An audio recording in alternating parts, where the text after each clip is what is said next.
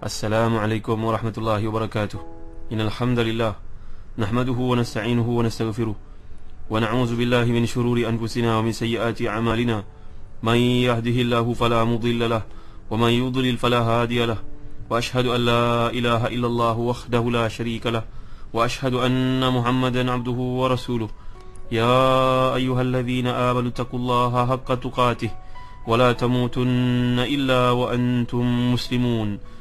يا أيها الناس اتقوا ربكم الذي خلقكم من نفس واحدة وخلق منها زوجها وبث منهما رجالا كثيرا ونساء واتقوا الله الذي تساءلون به والأرحام إن الله كان عليكم رقيبا يا أيها الذين آمنوا اتقوا الله وقولوا قولا سديدا يصلح لكم أعمالكم ويغفر لكم ذنوبكم ومن يطع الله ورسوله فقد فاز فوزا عظيما. Amma ba'd. Saudara penerbit Ustaz Mahdi Syarudin, sedang mendengar ini mulia Allah sekalian. Alhamdulillah, bersyukur kita kepada Allah Subhanahu wa taala. Kita menyambung kembali kuliah tafsir di ikim.fm ini menerusi surah Al-Mu'min, iaitulah pada ayat ke-19, 20 dan seterusnya. Firman Allah Subhanahu wa taala, A'udzu billahi minasy syaithanir rajim. Ya'lamu kha'inatal a'yuni wa ma tukhfi as-sudur. Wallahu yaqdi bil haqq. Walladzina yad'una min dunihi la yaqduna bi syai'. Innallaha huwas sami'ul basir. Sadaqallahul azim. Dia mengetahui pandangan mata yang khianat dan apa yang disembunyikan oleh hati. Dan Allah menghukum dengan keadilan, dan sembahan-sembahan mereka sembah selain Allah tidak dapat menghukum dengan sesuatu apapun. Semuanya Allah, dialah yang maha mendengar lagi maha melihat. Muslim-muslimat ini mulia Allah sekalian, demikianlah terjemahan yang saya pilih dari Sahih Tafsir Ibn Katsir, bahawa Allah nak memperihalkan, menerangkan tentang pengetahuannya yang maha sempurna, yang meliputi segala sesuatu yang terperinci, iaitulah yang halus. Jadi Allah beritahu kepada manusia hal ini supaya mereka berhati-hati bahawa Allah ni memerhatikan mereka. Kita ni banyak risau di tempat kerja jika CCTV melihat perilaku kita yang tidak kena pada tempatnya, membuang masa, tidur. Tapi kita tidak pernah gentar ataupun terasa pemantauan oleh Allah Subhanahu wa taala. Padahal pemantauan Allah SWT ni jauh lebih detail, lebih halus daripada apa yang manusia mampu jangkau pada hari ini, muslim-muslimat sekalian. Jadi Allah beritahu bahawa dia mengetahui pandangan manusia yang khianat, meskipun zahirnya ia menampakkan keikhlasan, kejujuran. Dia mengetahui selok-belok hati dan perasaan. Ad-Dhahhak menjelaskan bahawa maksud kha'inatul ayun adalah al-ghamzu, iaitulah isyarat dengan mata dengan maksud yang tidak baik. Kata beliau termasuk juga di sini kalau seorang mendakwa saya telah melihat benda ini berlaku padahal dia belum melihat, ataupun seorang mengatakan saya melihat padahal saya tidak melihat padahal dia melihat. Jadi kata Ibn Abbas radhiyallahu anhuma, Allah mengetahui perihal pandangan mata apakah ia berniat baik ataupun tidak.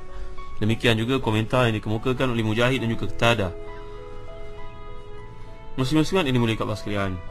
Wa ma tukhfi sudur, dalam riwayat lain daripada Ibn Abbas radhiyallahu anhuma seperti dikemukakan oleh Ibn Abi Shaybah, begitu juga Ibn Jarir dan tafsir masing-masing, bahawa Allah mengetahui apa yang telah kamu sematkan dalam hati.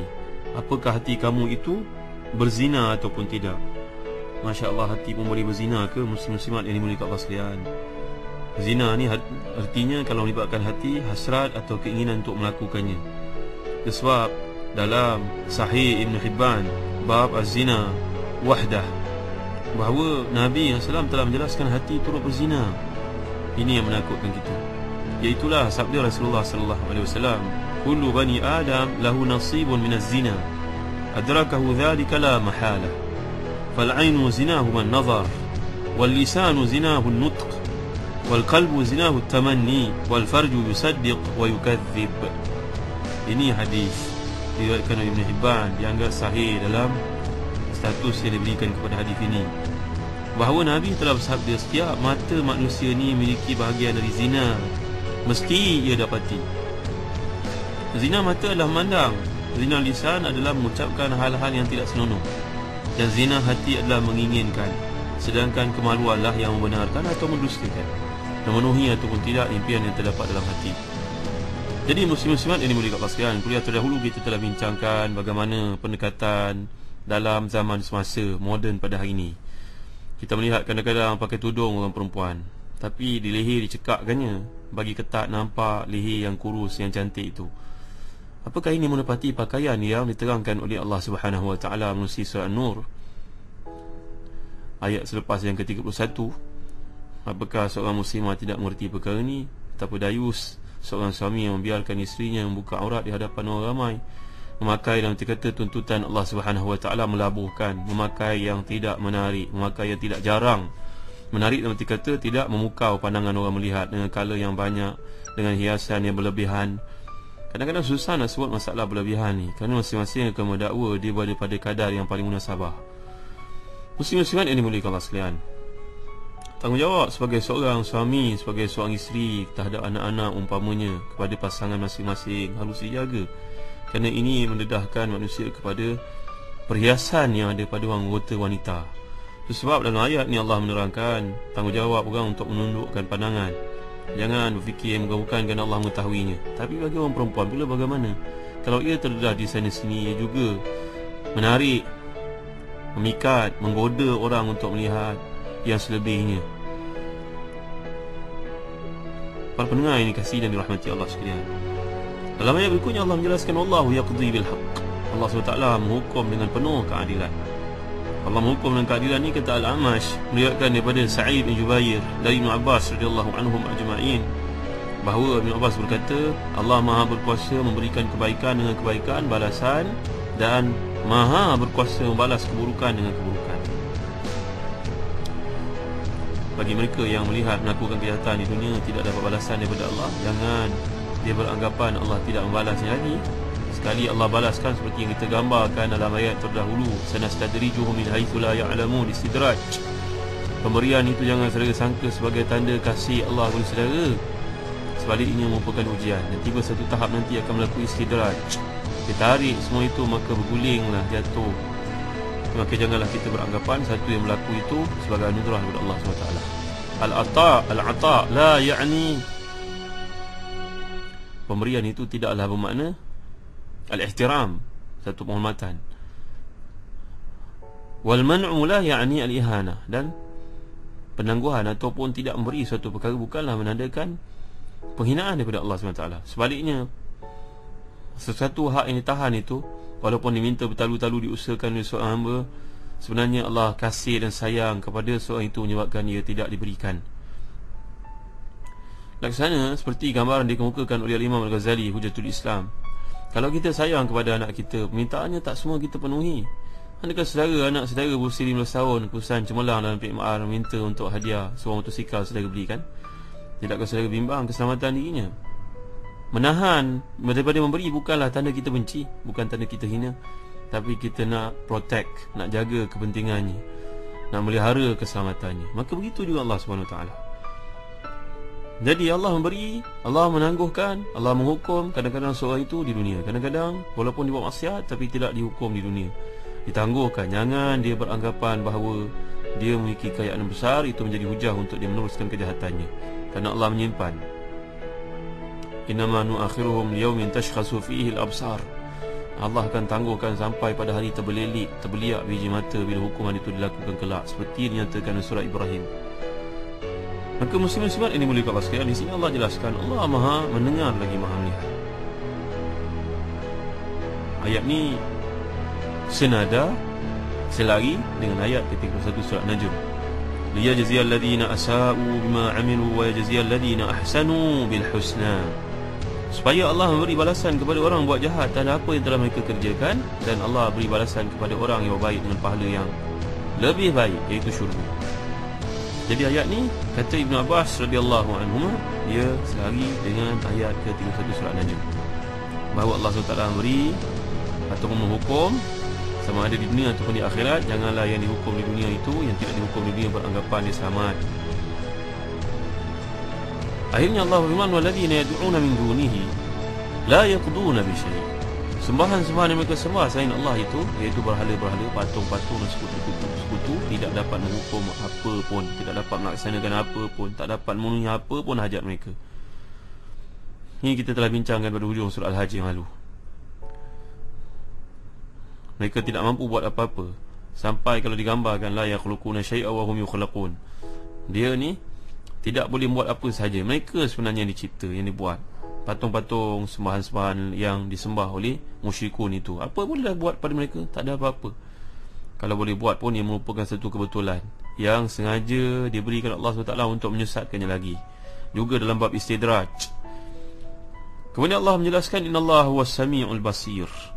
Allah Subhanahu wa taala ini Maha mendengar lagi Maha melihat. Dia mendengar ucapan-ucapan makhluk dan dia mengetahui, melihat perihal mereka, keadaan mereka. Kerana itu dia memberi petunjuk kepada siapa yang dia kehendaki dan menyesatkan siapa yang dia kehendaki. Sedangkan dia Maha bijaksana, Maha adil berkenaan dengan semua perkara tersebut. Muslim-muslimat yang dimuliakan Allah sekalian, ini telah kita bincangkan dalam kuliah terdahulu, bagaimana pentingnya manusia agar mengerti, memahami dalam segala tindak tanduk mereka, mereka diperhatikan oleh Allah Subhanahu wa taala. Janganlah kita risau dengan apa yang berlaku setakat pengetahuan manusia terhadap kita sahaja. Kita lupa pemantauan Allah SWT, sedangkan ia lebih penting. Kemudian datang ayat yang ke-21, 22 daripada surah Al-Mu'min ataupun surah Ghafir ini. A'udzubillahi minasyaitanirrajim. Awalam yasiru fil ardi fayanzuru kaifa kana aqibatu alladhina kanu min qablihim. Kanu hum ashadda minhum quwwatan wa atharan fil ardi fa akhadhahumullahu bidhunubihim wama kana lahum minallahi min waq. ذلك بأنهم كانت تأتيهم رسلهم بالبينات فكفروا فأخذهم الله إنه قوي شديد العقاب. Apakah mereka tidak mengadakan, membuat berjalan di muka bumi, lalu mereka memperhatikan betapa kesudahan orang-orang sebelum mereka? Mereka itu lebih hebat kekuatannya daripada mereka sebenarnya, dan lebih banyak kesan-kesan mereka di muka bumi. Maka Allah mengazab mereka disebabkan dosa-dosa mereka, dan mereka tidak mempunyai seorang pun pelindung dari azab Allah Subhanahu wa taala. Yang demikian itu adalah kerana telah datang bukti kepada mereka, telah datang rasul kepada mereka, membawa bukti-bukti yang nyata, lalu mereka kafir. Maka Allah mengazab mereka. Sungguhnya Dia Maha Kuat lagi Maha Keras hukumannya. Jadi Allah mengingatkan kita di sini balasan kepada orang-orang yang mendustakan ayat-ayat Allah Subhanahu wa taala, kepada bukti-bukti yang telah Allah SWT utuskan kepada rasul-rasul mereka. Ini merupakan satu bentuk galakan kepada manusia untuk memerhatikan mengapa mereka tidak berjalan di muka bumi untuk melihat segala hukuman ataupun kesan-kesan yang ditinggalkan terhadap orang yang derhaka kepada Allah SWT sebelum ini. Mereka itu merupakan umat yang mendustakan Nabi-Nabi alaihi wassalatu wassalam. Bagaimana azab menimpa mereka? Padahal umat-umat terdahulu ternyata lebih kuat fizikal berbanding dengan kita pada hari ini. Nabi Adam diciptakan dalam hadis sahih menunjukkan Nabi Adam diciptakan setinggi 30 hasta. Tinggi.